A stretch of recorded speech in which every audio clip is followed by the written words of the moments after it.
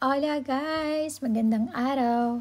For today's video guys ay dadalhin ko kayo dito sa Pujairah. At yan, dumaan tayo sa isa sa mga longest tunnel nila. At dahil mabilis ang video, parang feeling mo kapiraso lang pero hindi. At ang laki nga ng improvement nitong Pujairah guys.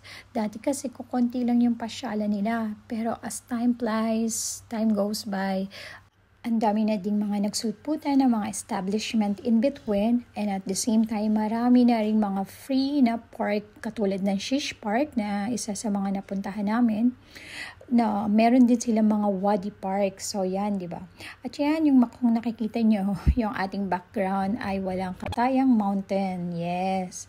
Dahil, as you know, dito po sa Gulf countries like Dubai, Kuwait, Saudi Arabia, ang mga bundok po ay mga bato. Talaga namang mamamangha ka sa creation ng Panginoon kung paano niya naitayo to at kung paano rin na nagbibigay ganda ito sa isang bansa. At yan guys, nandito tayo sa Rafisa Dam. Ito yung pakay namin dito sa pagpunta. Yan.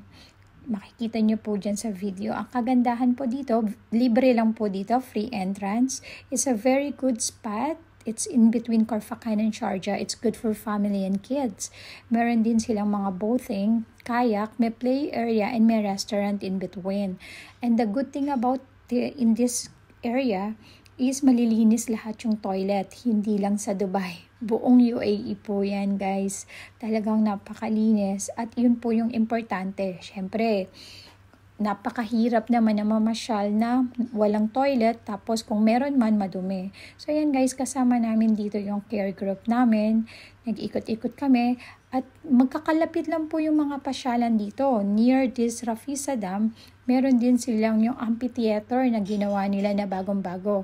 And this video was last 3 years ago. So if Lord willing makabalik tayo sa taglamig uli, papakita ko sa inyo on my next video yung mga changes and improvements at yung mga nadagdag pa na pasyalan sa lugar na to. So ayan guys, hanggang dito na lang.